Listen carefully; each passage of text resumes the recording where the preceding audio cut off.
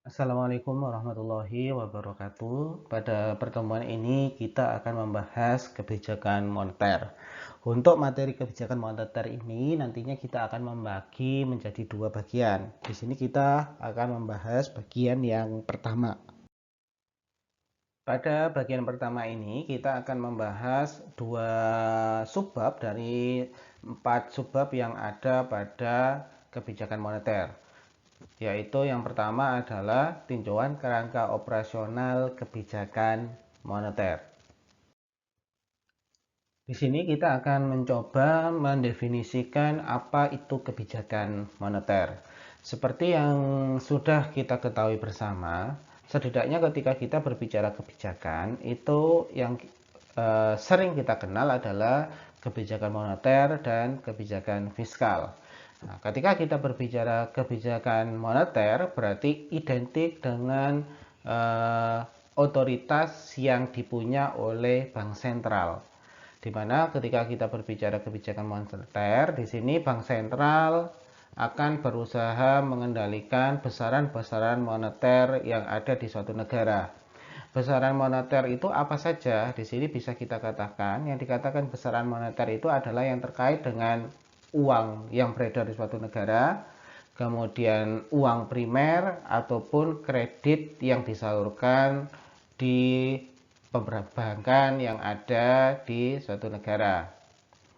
Selain mengatur jumlah uang yang beredar, kemudian ketersediaan uang primer dan kredit perbankan, ketika berbicara kebijakan moneter juga pastinya akan menyangkut dengan suku bunga. Di mana ketika kita kaitkan dengan suku bunga, maka kebijakan moneter ini pasti akan ada sangkut pautnya dengan stabilitas ekonomi makro. Sehingga secara sederhana kita bisa lihat dimensi stabilitas ekonomi makro itu ketika dilihat dari sudut pandang kebijakan moneter adalah di mana ketika laju inflasi itu rendah atau stabil, kemudian angka pengangguran berkurang, dan nanti ujung-ujungnya adalah mampu meningkatkan pertumbuhan ekonomi. Nah, itu ketika kita berbicara yang dimaksud dengan stabilitas ekonomi makro. Di mana stabilitas ekonomi makro ini tentu saja tidak bisa terlepas dari kebijakan moneter. Nah, kemudian ketika kita berbicara policy yang terdapat pada makroekonomi, di situ dikatakan kebijakan ekonomi yang menjadi bagian integral dari kebijakan makro itu setidaknya ada 3 ketika kita ngomong kebijakan makro. Kebijakan makro itu terdiri dari kebijakan dari sisi moneter, kemudian kebijakan dari sisi fiskal, dan kebijakan dari sektor real. Sehingga bisa kita simpulkan ketika kita berbicara kebijakan makroekonomi, maka setidaknya harus ada 3 kebijakan yang ada di dalamnya, yaitu moneter, fiskal, dan real. Di mana ketika berbicara kebijakan moneter itu adalah otoritas dari bank sentral, sedangkan kebijakan fiskal ataupun kebijakan sektorial itu biasanya lebih diserahkan kepada pemerintah. Kenapa kebijakan makroekonomi dan kebijakan-kebijakan lainnya perlu dijaga? Tentu saja salah satunya adalah untuk menjaga pertumbuhan ekonomi di suatu negara tetap stabil, tingkat pengangguran menurun, dan laju inflasi yang terkendali. Di sini akan dijelaskan ketika kebijakan moneter itu diterapkan pada perekonomian terbuka, tentu saja pasti akan ada konsekuensi yang ditanggung oleh suatu negara ketika perekonomian terbuka dan ingin menggunakan kebijakan moneter yang pas bagi negara yang menggunakan perekonomian terbuka. Nah, keterbukaan ekonomi ini akan memberikan konsekuensi dan perencanaan serta pelaksanaan kebijakan moneter. Seperti suatu negara itu harusnya mampu mengetahui berapa nantinya jumlah uang yang akan beredar, baik uang domestik ataupun uang luar negeri atau asing. Demikian juga bagaimana cara menjaga exchange rate agar nilai tukar suatu negara, nilai tukar mata uang suatu negara itu tetap stabil dengan nilai tukar negara-negara mata uang negara lain. Nah, kemudian di sini dengan asumsi perekonomian terbuka, maka secara otomatis transaksi perdagangan dan keuangan internasional yang ada di suatu negara pasti akan dipengaruhi oleh aliran dana luar negeri. Berbeda seperti pada perekonomian tertutup, di mana ketika kita berbicara perekonomian tertutup, maka maju tidaknya, bagus tidaknya kondisi ekonomi itu hanya akan dipengaruhi oleh kegiatan domestik saja. Tetapi ketika kita berbicara perekonomian terbuka, maka secara otomatis aliran dana dari luar negeri juga pasti akan mempengaruhi kondisi pertumbuhan ekonomi dan kondisi moneter di suatu negara. Adanya perekonomian terbuka, masuk dan keluarnya dana dari dalam ataupun luar negeri itu biasanya tercermin pada konsep trilema kebijakan atau yang kita sebut dengan Impossible Trinity, di mana di Impossible Trinity itu akan menjelaskan suatu negara nanti pasti akan mendapatkan sebuah pilihan, di mana negara ada kalanya dia berada di antara free capital mobility sama exchange rate management. Bisa juga dia berada di sisi yang lain, katakanlah di free capital mobility sama monetary autonomy, atau di sisi yang lainnya yang kita sebut dengan exchange rate management dan monetary economy. Ya, biasanya ketika kita berada pada sisi A, ya, di mana aliran modal dibiarkan bebas, kemudian suatu negara itu berusaha mengendalikan nilai tukar, itu biasanya ada di sisi negara-negara seperti Amerika Serikat, di mana ada kebebasan untuk modal itu bebas keluar ataupun ke dalam negeri, tetapi exchange rate atau nilai tukarnya tetap dijaga. Gimana caranya supaya dolar itu cukup bagus nilai tukarnya. Kemudian ketika kita pakai di sisi B, ya, di mana di situ terjadi modal itu bebas untuk keluar masuk, kemudian tetapi di sisi lainnya kebijakan moneter benar-benar diatur oleh negara atau pemerintah. Nah, dalam hal ini itu lebih diterapkan oleh Hong Kong. Yang mana di sisi B ini kalau kita ketahui tentu saja tidak seterbuka seperti yang di Amerika Serikat. Nah, kemudian ada juga yang suatu negara itu akan mengatur nilai tukarnya, begitu juga mengatur aktivitas moneternya, seperti yang dilakukan oleh Cina. Nah, dari Impossible Trinity ini, setidaknya ketika kita berbicara perekonomian terbuka, kita akan bisa menyimpulkan ketika suatu negara itu ada di garis atau di sisi A, itu menunjukkan bahwa tingkat perekonomian terbuka yang ada di negara tersebut itu semakin luas, tidak ada barrier, tidak ada hambatan. Tetapi kalau kita berbicara di sisi C, yaitu Cina, itu kita bisa lihat walaupun Cina itu adalah sekarang merupakan negara terbuka, tapi tidak seterbuka yang ada di sisi A. Karena di Cina aktivitas moneter, kemudian aktivitas nilai tukar itu masih dikendalikan. Kemudian di sini kita akan diperlihatkan pola kebijakan moneter ketika dikaitkan dengan siklus bisnis. Nah, ketika kita berbicara pola kebijakan moneter akan terbagi menjadi dua, yaitu kebijakan moneter yang sifatnya ekspansif dan yang kedua adalah kebijakan moneter yang sifatnya kontraktif. Ketika berbicara kebijakan moneter yang sifatnya ekspansif, ini biasanya dilakukan untuk memulihkan ekonomi yang pada kondisi resesi. Artinya dengan adanya kebijakan moneter ekspansif ini, pemerintah melalui bank sentral akan berusaha menggenjot jumlah uang beredar mengalami peningkatan di masyarakat dengan caranya seperti katakanlah penurunan tingkat suku bunga, kemudian pengurangan suku bunga untuk kredit dan segala macamnya. Nah, segala sesuatu hal yang bisa menstimulus jumlah uang yang beredar semakin meningkat itu yang kita sebut dengan kebijakan moneter ekspansif. Tujuannya adalah ketika banyak uang beredar di masyarakat, harapannya adalah perekonomian itu bergerak dengan lebih cepat dan pertumbuhan ekonomi nantinya akan meningkat. Nah, selanjutnya, ketika tadi kita berbicara kebijakan moneter ekspansif, ada juga kebijakan moneter kontraktif. Ketika berbicara kebijakan moneter kontraktif, itu berkebalikan dengan kebijakan moneter ekspansif. Kalau sebelumnya bagaimana caranya jumlah uang yang beredar itu bertambah banyak di masyarakat, tapi sekarang ada kebijakan moneter kontraktif, yaitu bagaimana caranya menurunkan jumlah uang yang beredar di masyarakat.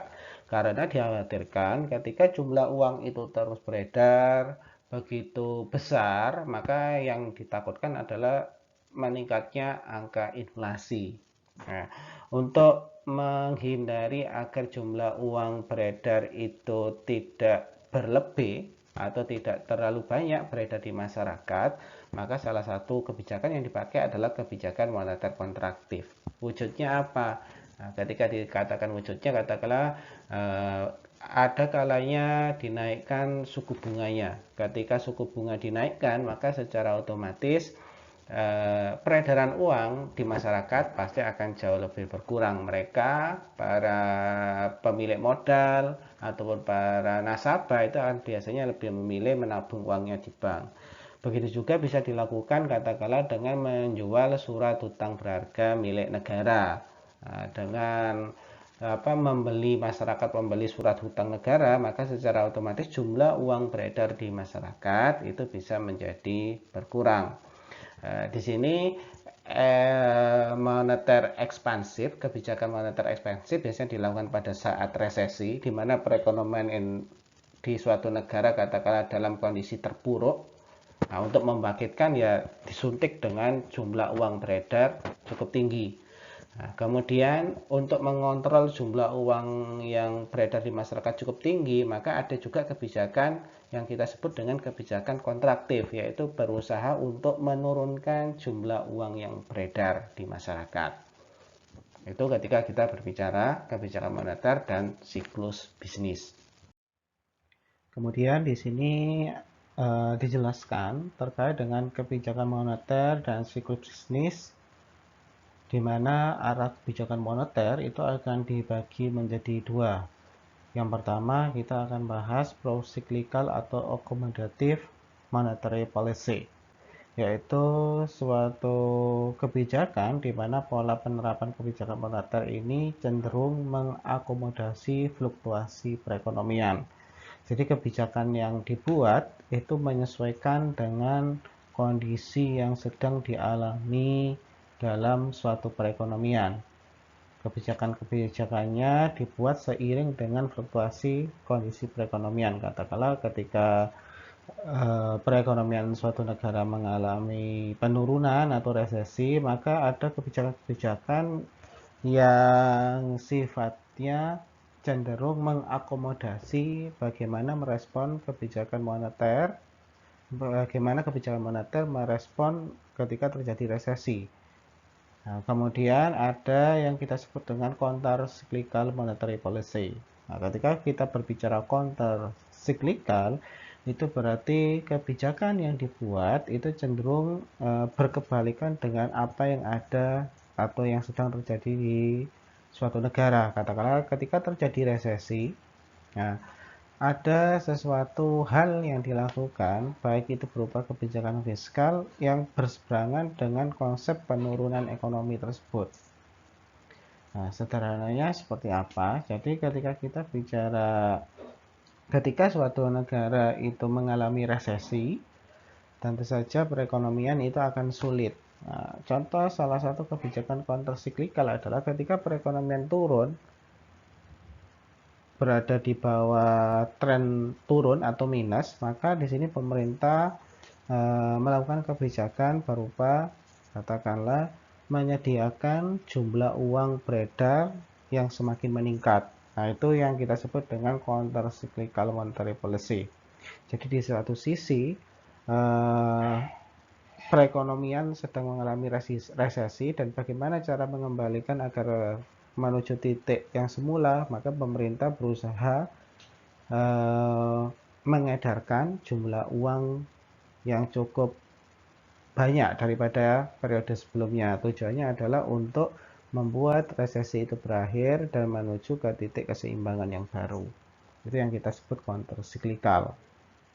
Beda dengan kebijakan yang kita sebut tadi accommodative monetary policy, ya, dimana ketika terjadi resesi atau kala maka kebijakan yang kita sebut accommodative monetary policy apa? Katakanlah mengurangi jumlah kredit, sehingga harapannya adalah dengan mengurangi jumlah kredit maka resiko-resiko yang terjadi terutama kredit macet dan segala dan jenisnya itu akan menjadi berkurang. Nah, itu ketika kita berbicara accommodative monetary policy dan cyclical monetary policy. Kemudian ketika kita berbicara terkait dengan respon kebijakan moneter, tentuan respon kebijakan moneter itu ada dua. Yang pertama rule based policy dan yang kedua adalah discretion based policy. Apa yang membedakan rule based policy sama discretion based policy? Ketika kita berbicara rule based policy, berarti penetapan kebijakan yang dilakukan oleh bank sentral dalam merespon kondisi yang sedang terjadi itu menggunakan aturan dan formulasi yang sudah ditetapkan sebelumnya. Nah, sehingga secara sederhana kita akan bilang rule based policy adalah ketika terjadi permasalahan dalam kaitannya dengan aktivitas moneter, maka di sini bank sentral akan menggunakan atau membuat kebijakan yang sesuai dengan aturan yang sudah ada sebelumnya. Itu rule based policy. Membuat kebijakan untuk menyelesaikan permasalahan yang ada berdasarkan aturan yang sudah dibuat sebelumnya. Kemudian yang kedua ada discretion based policy. Discretion based policy ini agak sedikit berbeda dengan rule based policy. Ketika kita berbicara discretion policy, yaitu biasanya bank sentral itu akan menetapkan sebuah kebijakan yang baru, ya, ketika menghadapi permasalahan yang sedang berlangsung. Nah, mengapa membuat kebijakan yang baru? Karena menganggap permasalahan yang ada itu membutuhkan alat analisis, membutuhkan solusi yang baru, sehingga kebijakan-kebijakan yang lama itu sudah dianggap tidak relevan. Sehingga ketika kita bicara discretion based policy, maka akan muncul aturan yang baru untuk menyelesaikan permasalahan yang ada. Ya. Sehingga secara sederhana kita bisa membedakan rule based policy adalah menyelesaikan masalah berdasarkan dengan aturan yang ada, sedangkan discretion based policy adalah menyelesaikan masalah yang ada dengan menggunakan aturan-aturan yang baru, karena menganggap aturan yang lama itu sudah dianggap tidak begitu relevan. Kemudian ketika kita membahas rule based policy, setidaknya ada aturan yang tetap digunakan sampai sekarang ketika menyelesaikan sebuah permasalahan.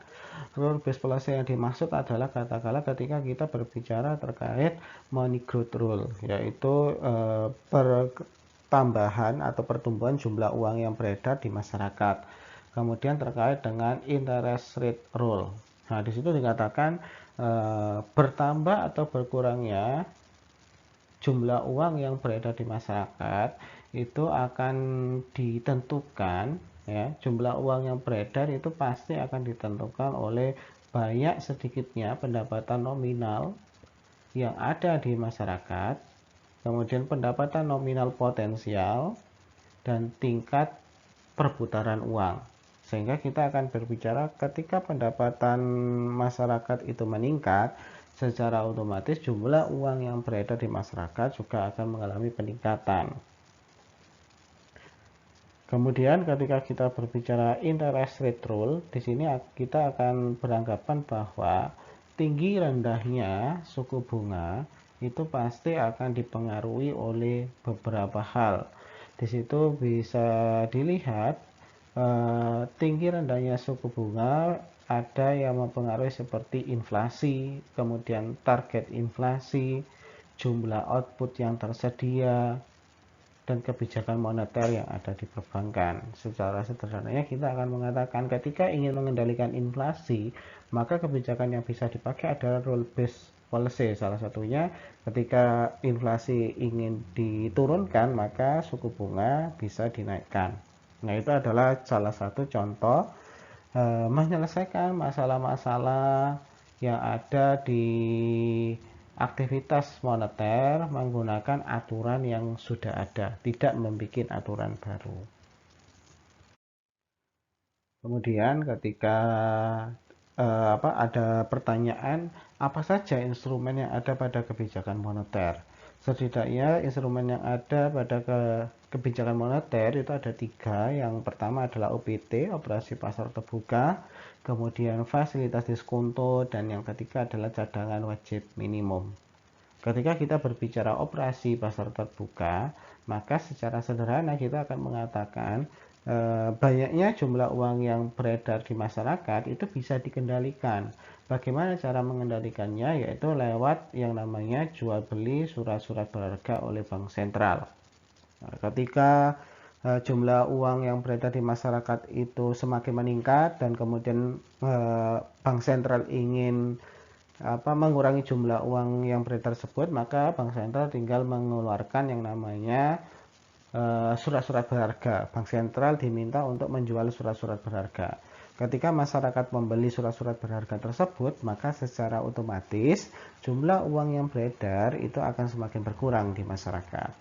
Tetapi ketika katakanlah bank sentral melihat kok jumlah uang beredar di masyarakat ini semakin sedikit, maka secara otomatis bank sentral nanti akan membeli surat berharga yang sebelumnya sudah dibeli oleh masyarakat. Itu cara bank sentral untuk menaikkan jumlah uang yang beredar di masyarakat. Kemudian ada fasilitas diskonto. Di situ dikatakan fasilitas diskonto adalah fasilitas kredit yang diberikan oleh bank sentral kepada bank-bank dengan jaminan surat berharga dan tingkat diskonto yang ditetapkan oleh bank sentral sesuai dengan arah kebijakan moneter. Nah, ketika kita berbicara fasilitas diskonto, itu biasanya bank-bank konvensional yang ataupun bank-bank komersial yang ada di Indonesia itu biasanya mengalami kesulitan likuiditas. Nah, ketika bank-bank mengalami kesulitan likuiditas, maka di sini ada bank sentral. Bank sentral akan memberikan pinjaman kepada bank-bank yang kesulitan likuiditasnya, kesulitan untuk memenuhi hutang jangka pendeknya. Itu yang kita sebut dengan fasilitas diskonto. Kemudian ada cadangan wajib minimum.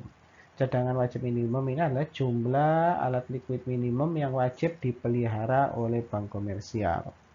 Nah, cadangan wajib minimum ini adalah cadangan yang memang harus ada di masing-masing kas bank komersial, entah itu bank konvensional, entah itu bank syariah. Tujuannya apa? Tujuannya adalah ketika ada nasabah atau orang-orang dana pihak ketiga mengambil uangnya kembali, itu mereka bisa memenuhinya sehingga likuiditasnya akan tercukupi. Nah, maka perlu yang namanya cadangan wajib minimum. Kemudian di sini kita akan memfokuskan instrumen kebijakan moneter yaitu kepada operasi pasar terbuka. Operasi pasar terbuka ini ketika kita coba lihat efeknya, ya, efeknya ketika kebijakan ini dilangsungkan atau dilakukan itu tidak secara serta-merta berdampak langsung kepada semua aktivitas perekonomian. Nah, karena tidak bisa berdampak langsung, ya, padahal OPT ini cukup penting dalam mengendalikan jumlah uang yang beredar, maka bisa kita katakan kegiatan OPT ini dilakukan sesuai dengan apa yang diinginkan oleh bank sentral. Jadi ketika merasa jumlah uang beredar terlalu tinggi atau terlalu rendah, maka aktivitas operasi pasar terbuka ini bisa dilakukan. Nah, kemudian pelaksanaan operasi pasar terbuka ini sendiri itu bisa dilakukan di pasar primer atau bahkan di pasar sekunder, di mana tetap alat yang digunakan yaitu bank sentral itu biasanya akan berusaha menerbitkan surat berharga. Jadi sederhananya kita akan bilang surat berharga milik bank sentral yang nantinya akan ditukar dengan uang, atau sebaliknya uang itu nanti akan ditukar dengan surat berharga yang dikeluarkan oleh bank sentral. Dengan adanya UPT ini, bank sentral dapat menargetkan suku bunga dan jumlah kuantitas yang dapat bervariasi pada jangka waktunya. Nah, sertifikat surat hutang yang dikeluarkan oleh bank sentral di beberapa waktu itu biasanya tidak sama suku bunganya karena akan menyesuaikan dengan kondisi inflasi yang terjadi pada saat itu. Kondisi di mana negara menginginkan jumlah uang beredar itu berapa dan tingkat inflasi yang ada itu berapa, maka suku bunganya secara otomatis disesuaikan. Sehingga kita bisa katakan surat berharga yang dikeluarkan oleh bank sentral itu biasanya tentu saja tingkat suku bunganya dan jumlahnya itu berbeda-beda tergantung dari keparahan dan keinginan berapa banyak jumlah uang yang beredar dan inflasi yang diharapkan di suatu negara tersebut.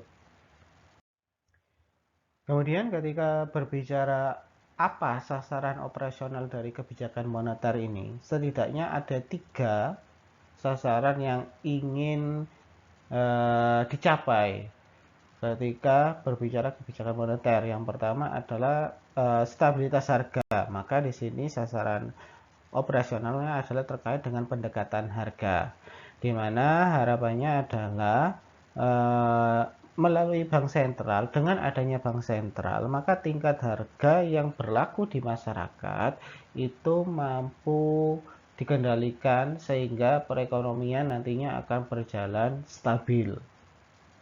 Nah, kemudian kebijakan moneter selain diharapkan mampu mengendalikan harga, tentu saja kebijakan moneter dalam mengatur perekonomian bisa melakukan atau bisa dilakukan dengan pendekatan kuantitas. Artinya, bank sentral nanti melalui kebijakan moneter akan mengatur jumlah uang yang beredar di masyarakat, jumlah uang primer dan cadangan masing-masing pihak bank. Ketika pemerintah melalui bank sentral ingin mengurangi jumlah uang yang beredar, tentu saja bank sentral akan berusaha menarik uang yang ada di pasar. Kemudian bisa juga bank sentral akan meningkatkan cadangan bank komersial. Ketika cadangan bank komersial ditingkatkan, tentu saja jumlah uang yang beredar di masyarakat itu pasti akan berkurang karena kredit juga akan berkurang. Selain dengan pendekatan harga, kemudian dengan pendekatan kuantitas, ada juga dengan sasaran antara, yaitu dengan cara memperhatikan suku bunga dan besaran moneter M1 dan M2. Nah, pendekatan harga, kemudian pendekatan kuantitas itu nanti digunakan, ya, operasionalnya digunakan untuk mencapai tujuan akhir utama dari digulirkannya kebijakan moneter di suatu negara. Kemudian bagaimana cara untuk kebijakan moneter tersebut supaya bisa menggapai tujuan akhir utama dari kebijakan moneter yang dibuat? Nah, kebijakan moneter itu sendiri itu punya berbagai macam saluran. Di situ sudah dikatakan ada saluran suku bunga pasar, ada saluran kredit, ada saluran harga aset, saluran nilai tukar, saluran ekspektasi, saluran perilaku risk taking, sampai dengan saluran neraca perusahaan. Nah, di sini setiap negara bebas menggunakan berbagai macam saluran itu dalam menjaga atau mengontrol agar tujuan utama dari kebijakan moneter itu bisa terlaksana. Nah, ketika bersepakat menggunakan katakanlah saluran suku bunga ataupun saluran kredit, maka tentu saja akan berkaitan dengan kredit perbankan, di mana kredit perbankan ini nanti tentu saja akan bersinggungan dengan katakanlah permintaan perusahaan. Nah, Perusahaan jelas membutuhkan perbankan, katakanlah sebagai memperluas bisnisnya. Nah, ketika perusahaan ingin memperluas bisnisnya, jelas butuh modal. Bagaimana agar perusahaan tersebut dapat modal? Maka mereka bisa datang ke perbankan. Nah, ketika aktivitas ini sering dipakai di suatu negara, maka bisa kita katakan, oh berarti negara tersebut menggunakan saluran kredit ataupun saluran suku bunga. Nah, apakah mana yang terbaik yang selayaknya digunakan? Saluran transmisi mana yang bisa dikatakan terbaik dalam mewujudkan tujuan akhir utama? Nah, biasanya setiap negara itu bebas untuk memilih. Ketika negara itu lebih konsen terhadap aktivitas kredit yang ada di negaranya, maka biasanya saluran yang sering dipakai itu adalah saluran suku bunga pasar ataupun saluran kredit. Tetapi ketika suatu negara itu lebih fokus kepada aktivitas luar negerinya, maka secara otomatis saluran nilai tukar itu nanti akan jauh lebih banyak digunakan. Kemudian yang berkaitan dengan investasi, modal, aset, dan segala macamnya tentu saja berkaitan dengan saluran harga aset dan saluran ekspektasi. Kemudian ada saluran perilaku risk taking sama saluran neraca perusahaan. 1, 2, 3, 4, 5, 6, 7 saluran ini bisa dipakai semuanya oleh masing-masing negara. Mana yang cocok itu bisa dipakai. Biasanya negara bisa berpindah-pindah saluran menyesuaikan dengan tujuan akhir utama dari kebijakan moneter yang dibuatnya. Selanjutnya kita akan menuju pada tinjauan kerangka strategis kebijakan moneter.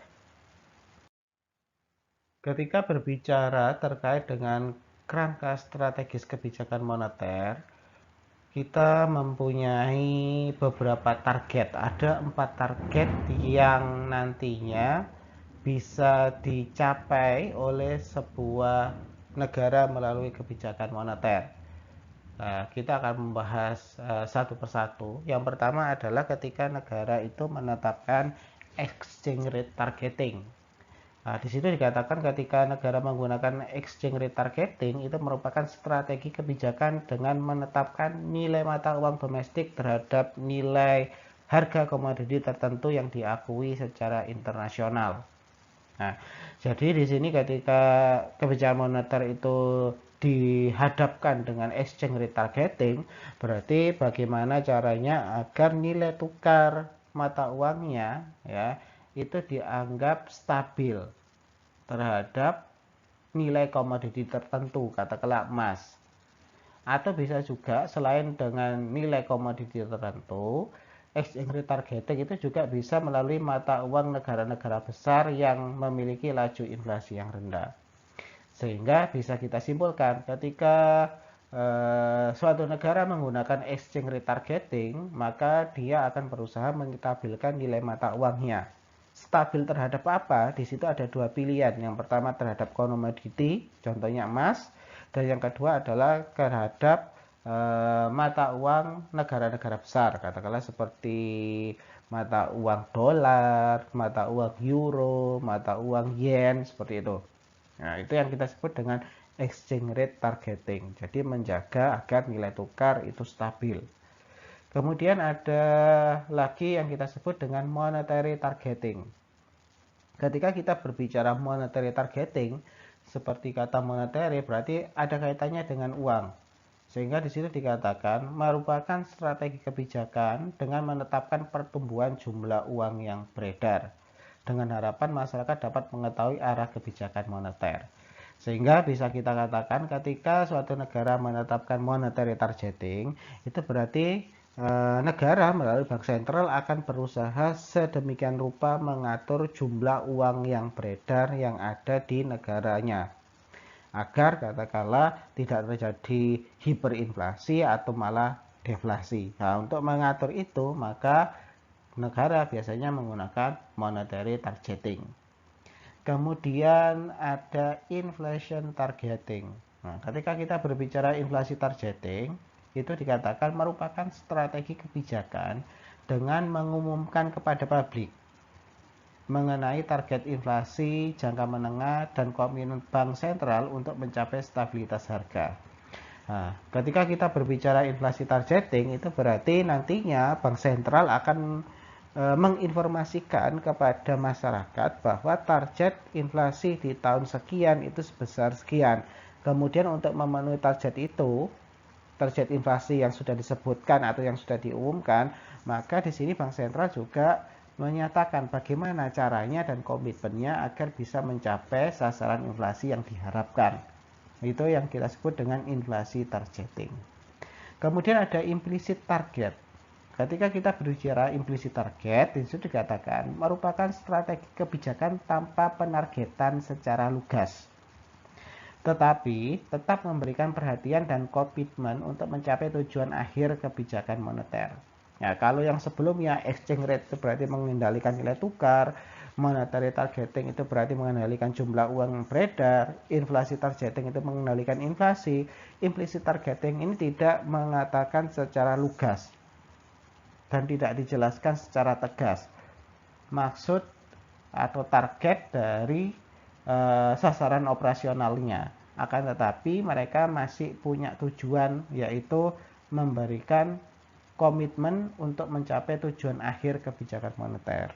Jadi sasaran operasionalnya tidak disebutkan secara konkret seperti 3 targeting sebelumnya, tetapi tetap fokus terhadap bagaimana caranya kebijakan moneter ini mampu menghasilkan atau mampu meraih tujuan akhir utama yang diinginkan.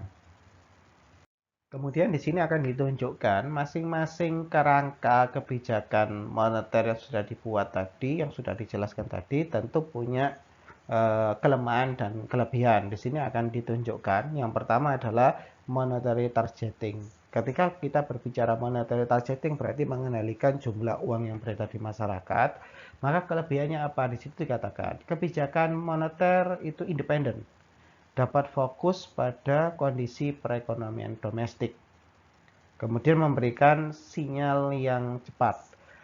Sehingga ketika kita bicara monetary targeting, maka kita akan mengatakan berarti kebijakan ini lebih fokus bagaimana cara mengendalikan perekonomian yang ada di domestik, di dalam negeri. Kemudian ketika monetary targeting ini diaplikasikan, ya, maka perubahan yang diharapkan itu akan jauh lebih cepat daripada targeting yang ada di kebijakan moneter kerangka yang lainnya.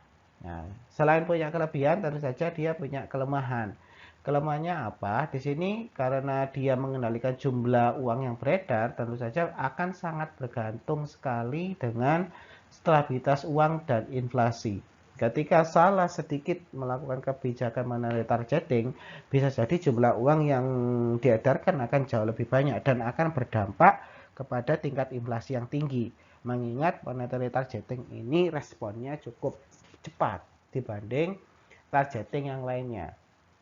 Kemudian kelemahan selanjutnya adalah terkendala gangguan aliran keluar masuk dana dan ketidakstabilan permintaan uang. Nah, tadi sudah dikatakan kelebihan monetary targeting ini adalah fokus terhadap kondisi perekonomian domestik. Karena terlalu fokus terhadap kondisi perekonomian domestik, ada kalanya ya aktivitas keluar masuk dana dari luar ya itu akan sedikit terkendala. Nah, itu adalah kelemahannya.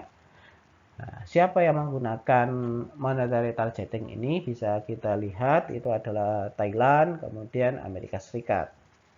Nah, kemudian kita beralih kepada exchange rate targeting. Nah, exchange rate targeting ini berarti mengendalikan nilai tukar yang dipunya. Kelebihannya apa?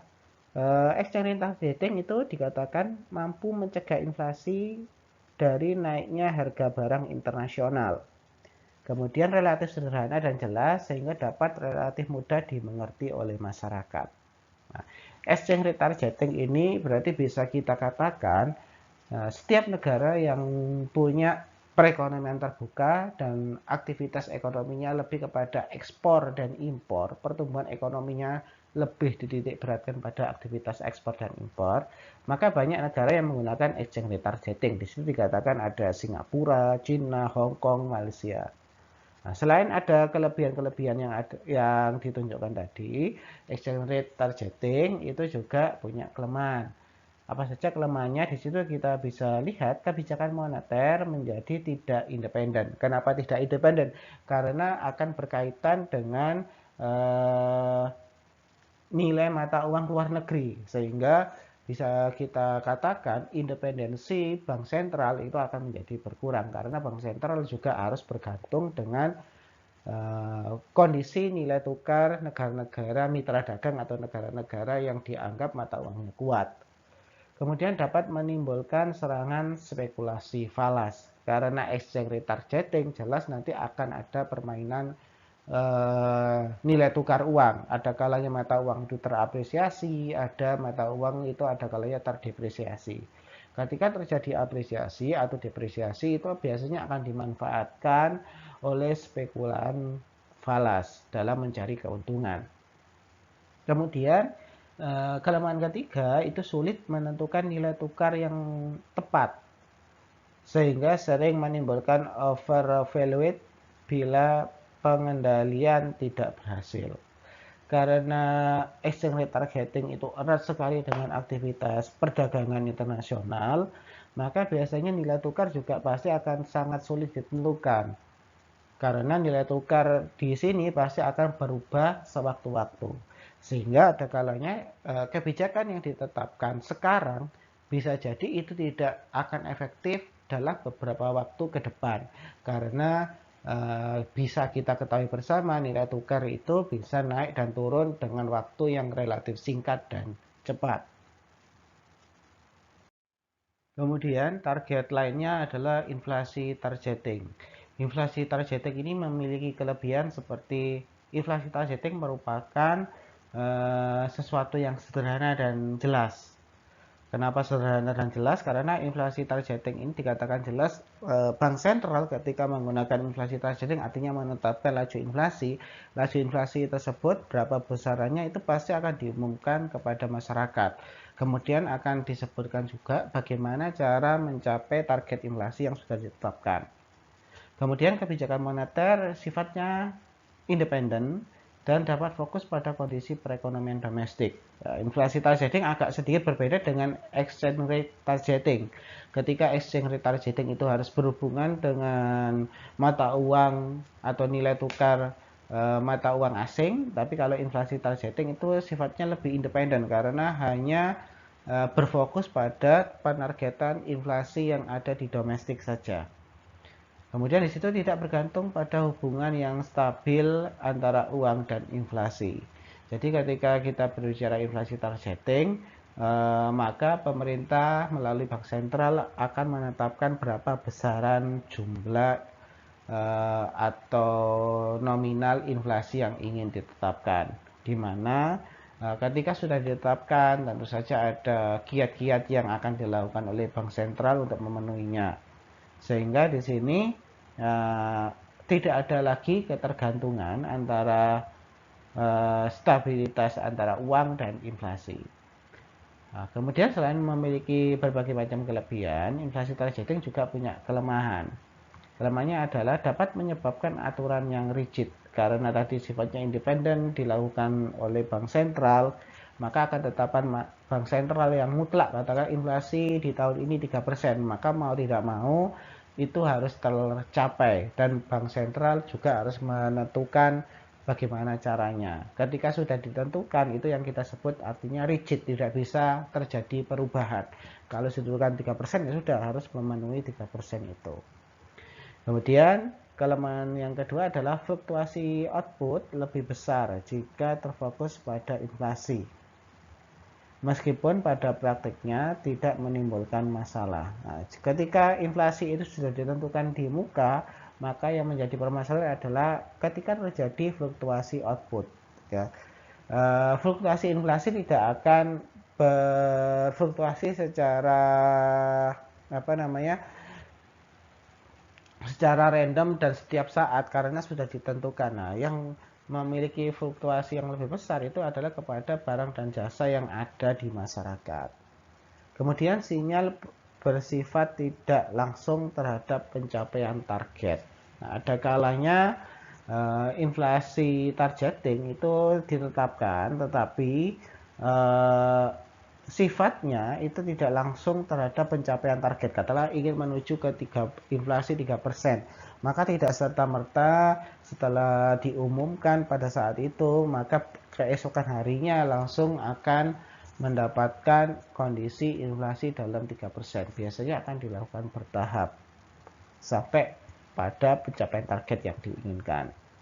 Contoh negara yang menggunakan, kita bisa lihat di situ ada Inggris, Swedia, Thailand, Kanada, dan Selandia Baru. Kemudian ada implicit target. Implicit target ini yang kita katakan di awal tadi, tidak ada kejelasan apakah ingin menjaga inflasi, apakah ingin menjaga nilai tukar, atau ingin menjaga jumlah uang yang beredar. Tetapi implicit target ini punya kelebihan. Salah satu kelebihannya adalah kebijakan moneter itu independen karena fokusnya balik lagi adalah ke domestik. Sehingga ketika kita bisa lihat dari keempat targeting tadi, yang tidak berfokus pada domestik itu hanya exchange rate targeting. Kemudian implicit targeting itu punya kelebihan tidak tergantung pada hubungan stabil antara uang dan inflasi, sama seperti inflasi targeting. Nah, selain punya kelebihan, juga memiliki beberapa kelemahan. Yang pertama adalah implicit targeting itu biasanya tidak diumumkan. Kenapa ya mau diumumkan apanya? Soalnya kan tidak ada kejelasan secara mutlak. Negara ingin menjaga inflasinya atau menjaga jumlah uang beredarnya atau menjaga nilai tukarnya. Nah, sehingga di sini dikatakan relatif kurang transparan dan akuntabel. Keberhasilan sangat tergantung pada individunya karena tidak ditentukan tadi jenis targetnya seperti apa karena sifatnya implisit. Membutuhkan kredibilitas bank sentral sebelum proses adopsi kerangka strategi. Jadi di sini perlu kerja keras dari bank sentral untuk menerapkan yang namanya implicit targeting. Salah satu contoh yang memakai adalah Amerika ketika pasca 1982 dan Jepang. Kemudian di sini kita akan mencoba menjawab atau membahas lebih dalam terkait dengan prinsip pelaksanaan ITF, Inflasi Targeting Framework. ITF itu merupakan kerangka kerja kebijakan moneter yang secara transparan dan konsisten diarahkan untuk mencapai sasaran akhirnya yaitu inflasi dalam beberapa tahun ke depan yang secara eksplisit ditetapkan dan diumumkan. Nah, sehingga ketika kita bicara inflasi targeting ini adalah suatu framework di mana kalau yang lainnya katakanlah exchange rate targeting, monetary targeting, implicit targeting tidak diumumkan, tapi kalau ITF ini diumumkan. Nah, yang menjadi cukup cukup berbeda adalah terkait dengan pengumumannya itu, di mana ketika diumumkan kemudian bank sentral juga memberikan kiat-kiat bagaimana mereka bisa memenuhi target inflasi yang sudah diumumkan ke masyarakat publik tadi. Di sini ada 4 jenis ketika kita melihat ITF, inflasi targeting. Yang pertama adalah di situ institutional commitment. Jadi ketika kita berbicara ITF, maka di sini harus ada komitmen dari bank sentral ya untuk menentukan berapa besaran inflasi yang ingin dicapai di suatu negara.